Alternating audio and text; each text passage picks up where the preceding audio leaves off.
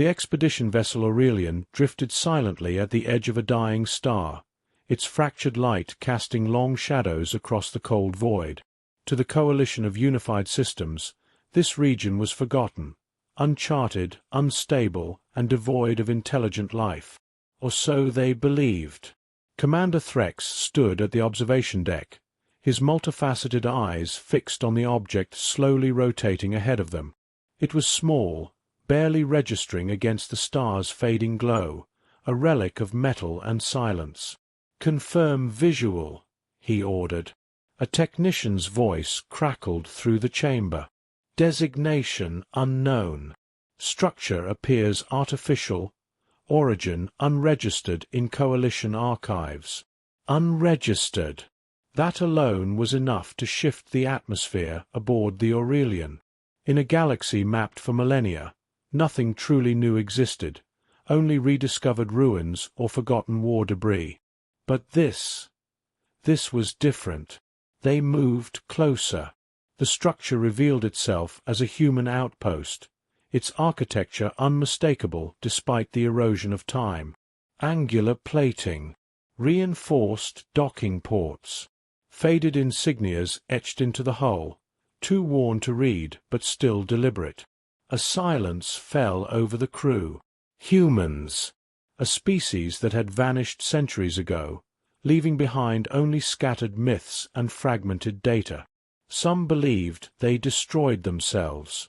Others whispered they had transcended physical form. But no one had ever found proof. Until now. "Docking procedures," Threx commanded, his tone tightening. "Proceed with caution." The airlock groaned as it forced itself open, releasing a breath of ancient stillness. The boarding team stepped inside, their suits illuminating corridors untouched for generations. Dust floated in the stale air, undisturbed, as if time itself had paused. "Power readings are minimal," one of the scientists muttered. "But not zero. That was impossible. The station should have been dead, completely inert. And yet, faint energy signatures pulsed deep within its core. They followed it.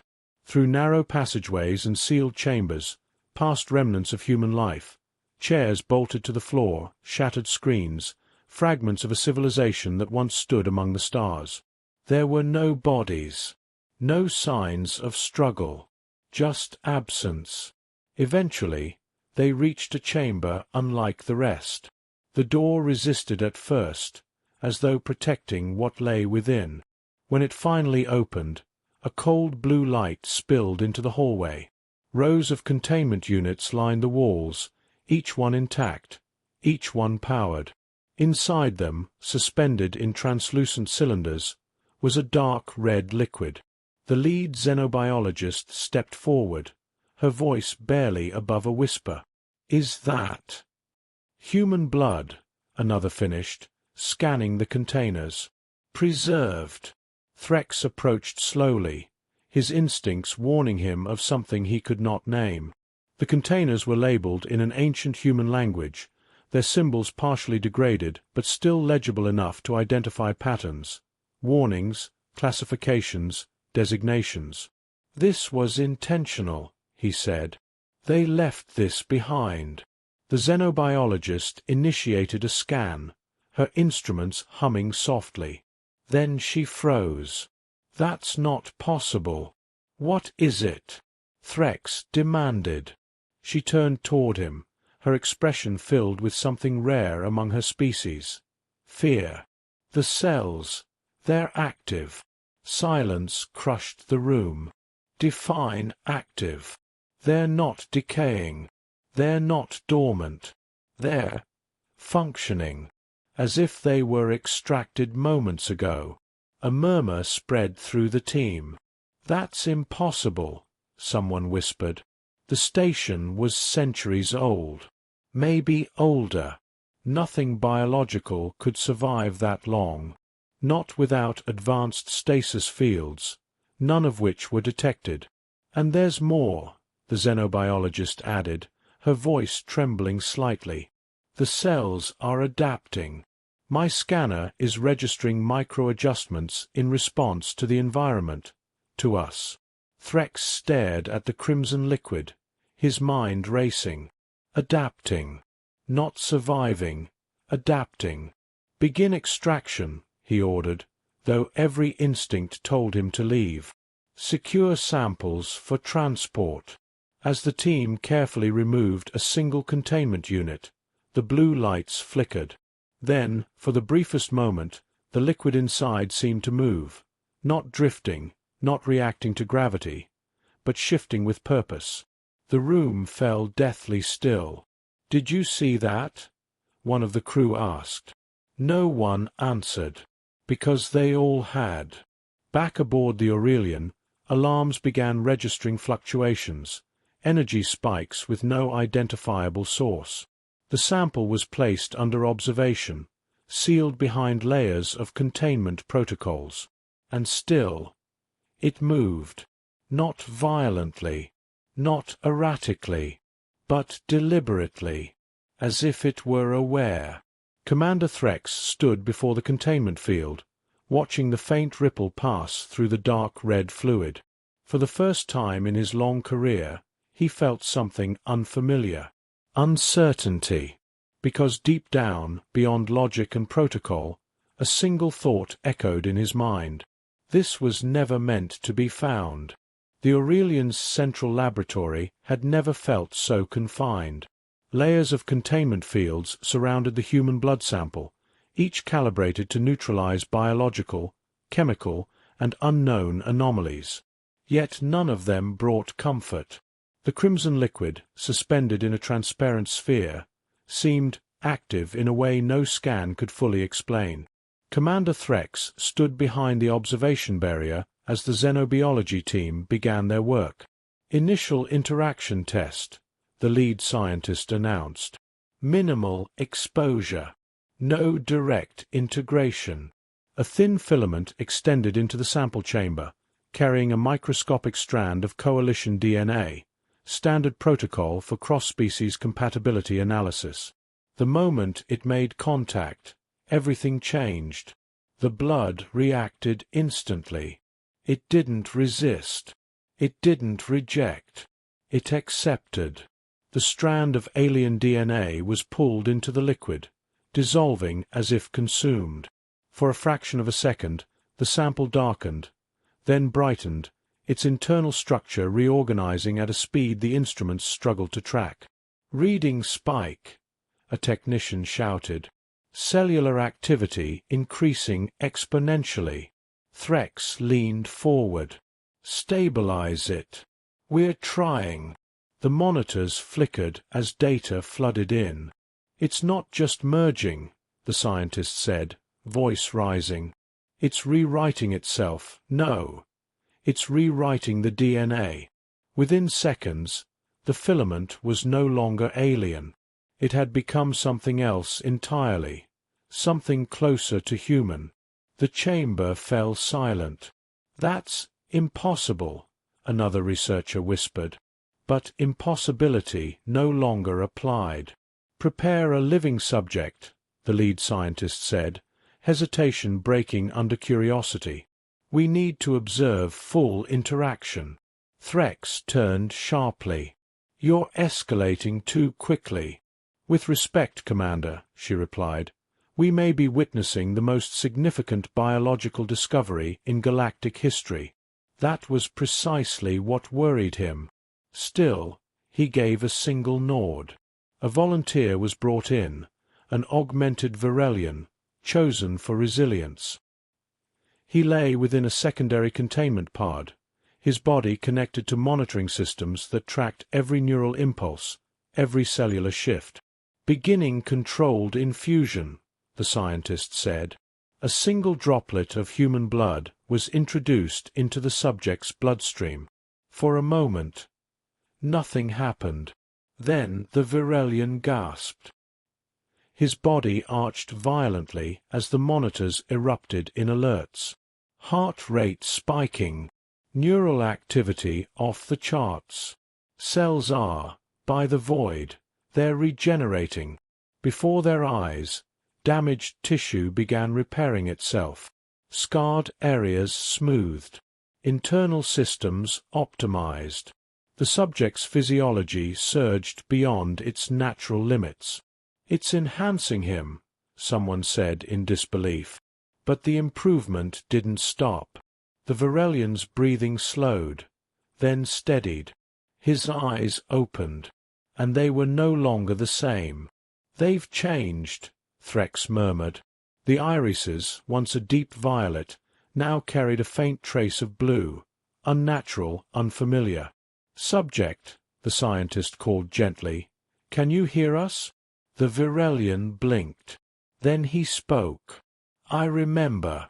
The room stilled. "Remember what?" she asked. His gaze drifted past them, unfocused, as if seeing something far beyond the laboratory walls. "Fire," he whispered. Ships burning across the sky. Voices calling out, not in fear, but in defiance. The readings spiked again. "These aren't his memories," a technician said. "They can't be." The subject's voice trembled, yet carried a strange certainty. They stood together, even when they knew they would fall. Threx felt a chill run through him. "What are you seeing?" he demanded. The Varelian turned his head slowly, locking eyes with him. "Humans." The word echoed like a shock wave. Then the subject convulsed. Alarms blared as his body struggled to contain the transformation.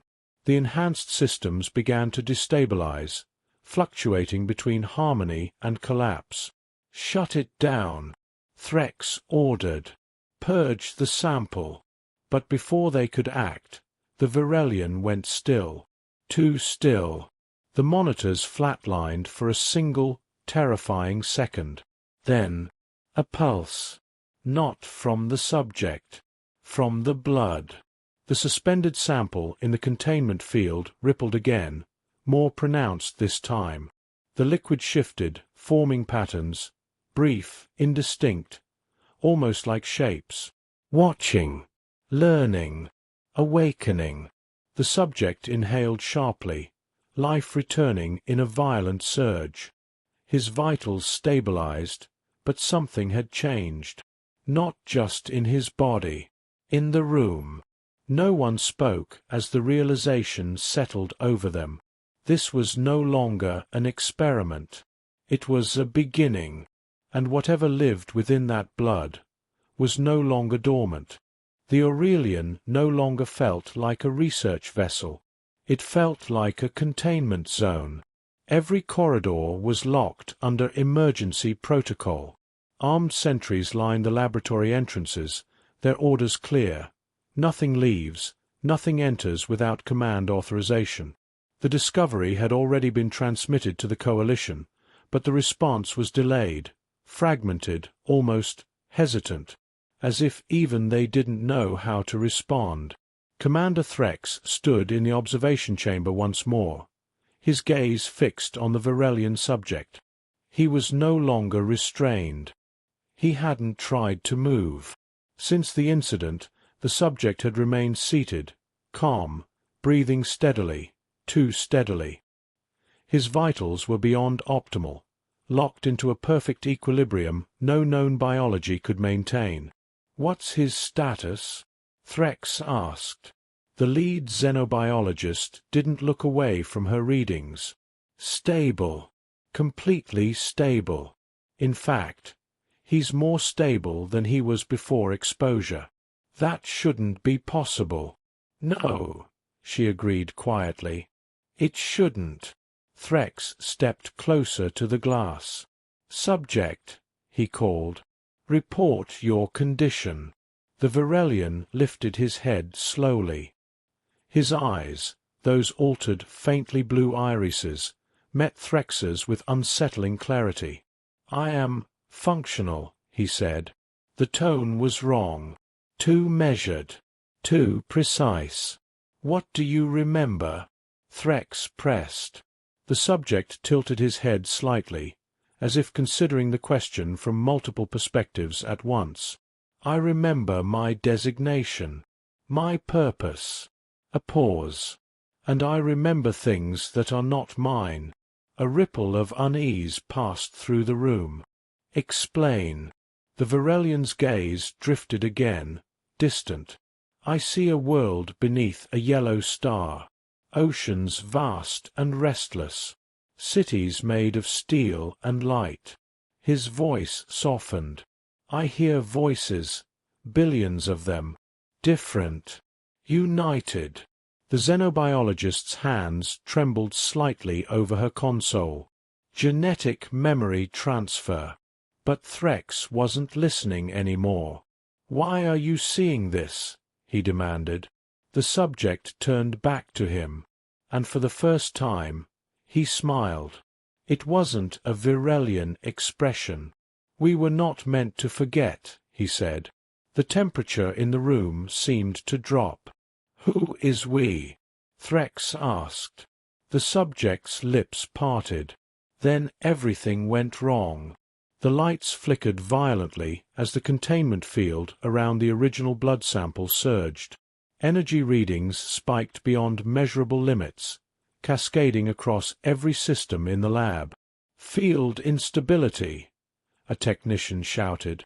Something's interfering. No external source detected. The blood inside the chamber began to move again, but this time it wasn't subtle. It rose. Not physically, but structurally, shifting upward into branching forms, like veins spreading through empty space.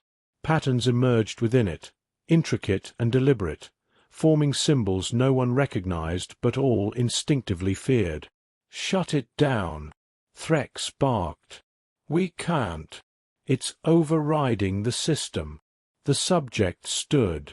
No restraints stopped him. No one dared approach. His movements were slow, controlled, purposeful.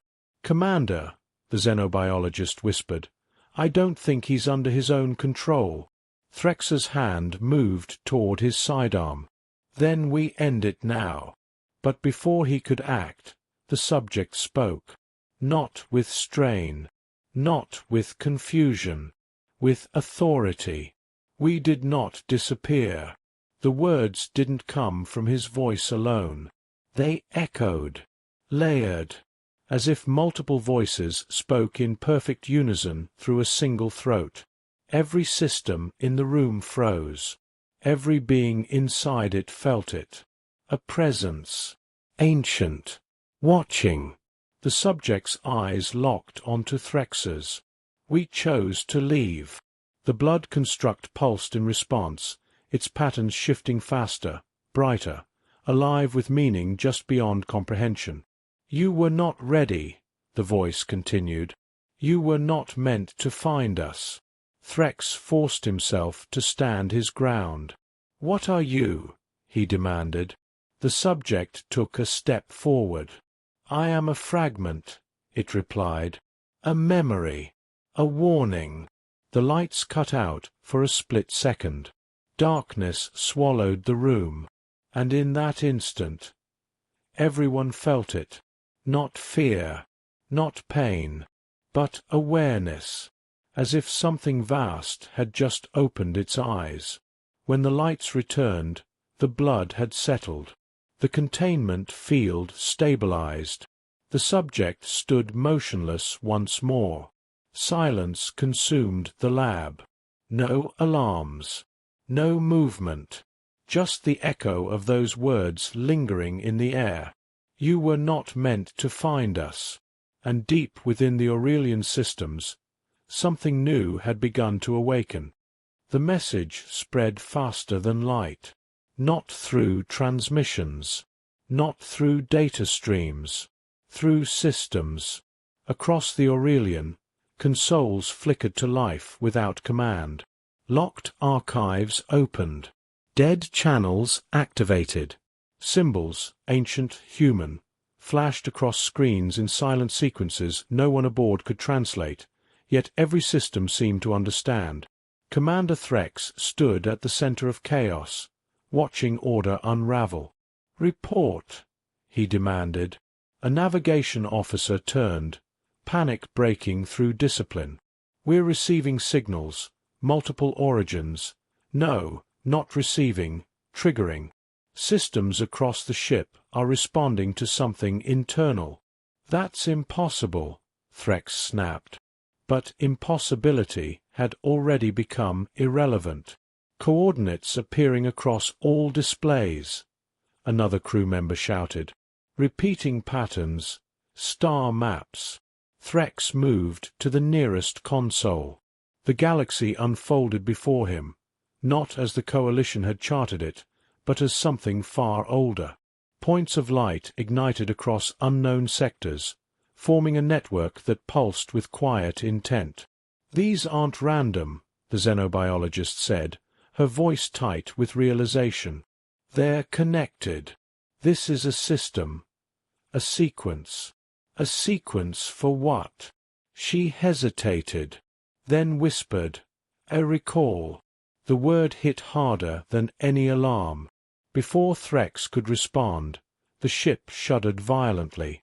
"External surge detected," the sensor officer called out. "Energy spike, origin unknown. No, correction, origin everywhere." Outside, the void itself seemed to shift. The dying star ahead flickered, its light bending unnaturally as space distorted around it. Ripples spread outward like waves across a dark ocean, bending reality in silent, controlled pulses. "What are we looking at?" Threx asked. No one answered immediately, because none of them had ever seen anything like it. Then, something emerged. At first, it was only a shadow against the fractured starlight. Massive, silent, impossible to measure. As it moved forward, its form resolved into structure, sleek, angular, impossibly intact. A ship. No, not a ship. A fleet. One became many. From the distortion in space, enormous vessels slid into existence, their surfaces reflecting no light, as if they absorbed the star itself. They bore no visible weapons, no engines, no insignias recognizable to the Coalition. Yet their presence alone carried undeniable authority. Ancient, deliberate, human. "Impossible," someone breathed. "Signal origin confirmed," the communications officer said, her voice shaking. "It's them. The coordinates. They weren't locations. They were calls," the xenobiologist finished. "The blood. It hadn't been reacting. It had been signaling." Threx felt the weight of realization settle into his core. "This was never a discovery," he said quietly. "It was an activation." As if in response, the largest of the vessels moved. It didn't accelerate. It simply was closer. Now dominating the viewport, its scale dwarfed the Aurelian completely. Smooth, seamless surfaces stretched across kilometers, marked only by faint lines that pulsed like veins beneath the living skin. Then the transmission came. No distortion. No delay. Clear. Direct. Every system aboard the Aurelian received it simultaneously. Audio, visual, and something deeper. Something felt rather than heard. A voice. Calm. Measured. Unmistakably human. "You were not meant to find us." The same words. But now, complete.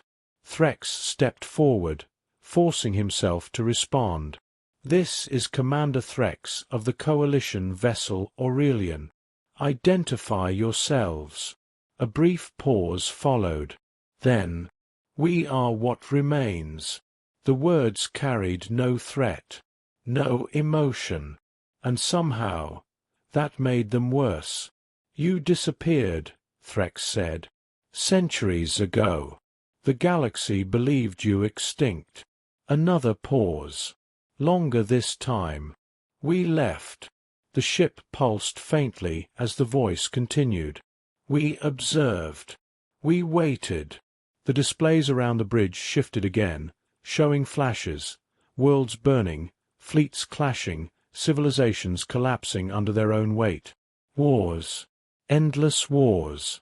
You did not change. Threx clenched his jaw. And this, he gestured to the fleet beyond, this is your response? To hide. To abandon the galaxy. The reply came instantly. No. The single word struck like a gravitational force. This is our return. Silence fell across the bridge. Behind the massive lead vessel, more ships continued to emerge, hundreds, then thousands, each one perfectly synchronized, forming patterns that stretched beyond visible space. A formation.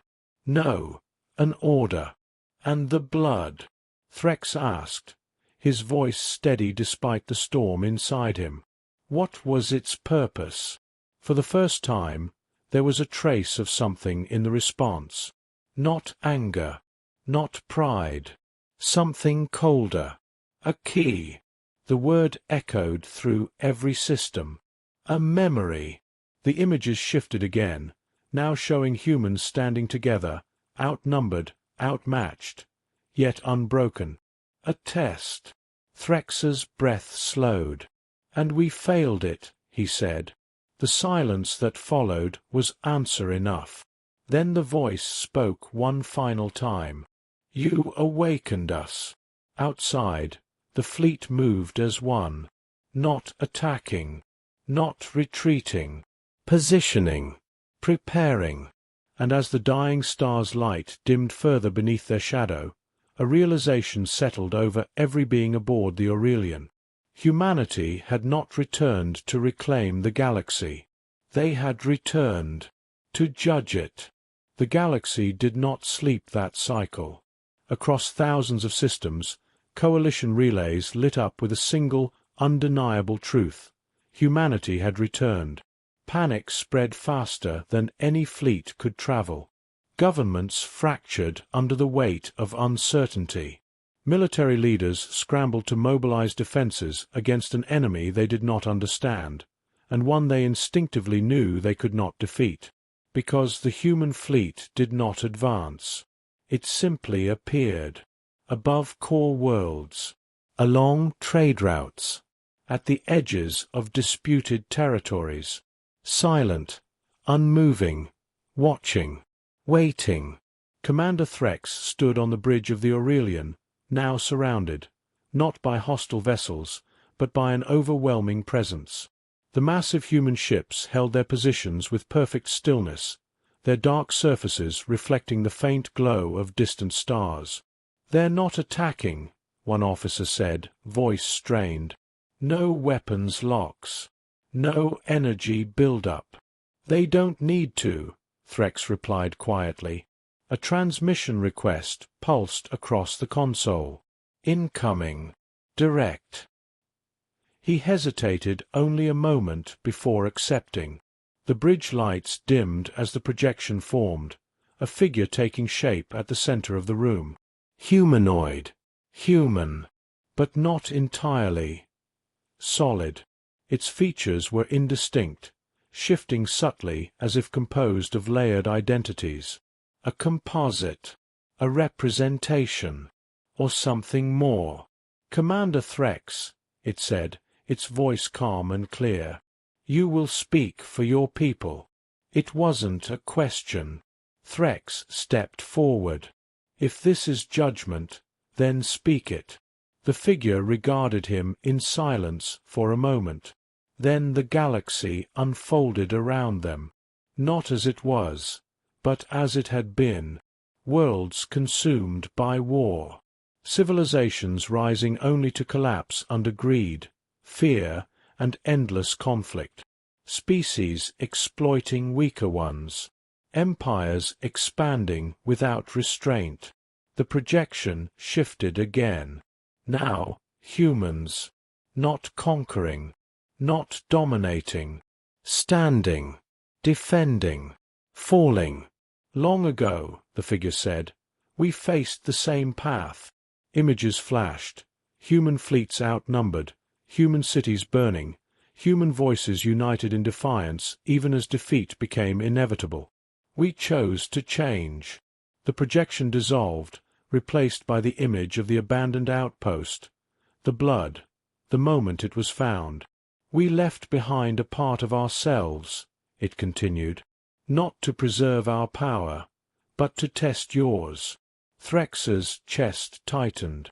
The blood, a living archive, a measure of intent. The figure stepped closer. Those who sought to control it, to weaponize it, revealed what they would become.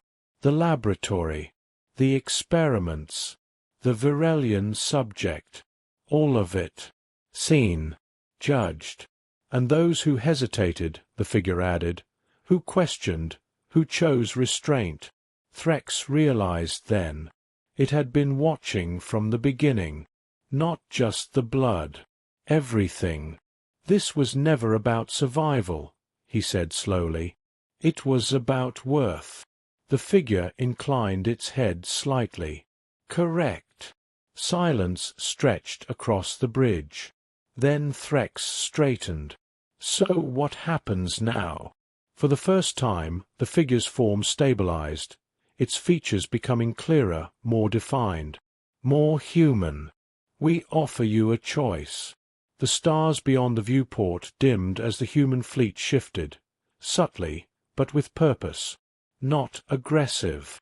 Decisive. Your civilizations will end their cycles of destruction. You will relinquish dominion over those you exploit. You will rebuild, under balance. Threx's jaw tightened. And if we refuse? The figure didn't hesitate. Then you will end. No threat. No anger. Just certainty. The weight of it pressed into every corner of the ship. Why? Threx asked, his voice quieter now. Why give us a choice at all? The figure regarded him for a long moment. Then it answered. Because once, we hoped someone would have given us one. The words lingered. Heavy. Honest. Across the galaxy, similar conversations were unfolding. Leaders faced the same impossible decision. Submit. Or resist. And yet, as reports began to filter in, a pattern emerged. Worlds that had known peace, true peace, were untouched. Systems that had rejected conquest were bypassed entirely. It was not random. It was precise. A judgment already made. Back on the Aurelian, Threx exhaled slowly. Then he lowered his head. Not in defeat, but in acceptance. We will comply, he said. The figure studied him one final time, then nodded. Then you will endure. The projection faded. Outside, the fleet began to move, not as an invasion, but as a transformation. Ships dispersing across the galaxy, not to destroy, but to reshape, to enforce, to guide. And as the first cycle of this new era began, one truth echoed across every world. Humanity had not returned as conquerors. They had returned as something far greater. They had returned as the architects of balance. And in their blood, the promise had been kept.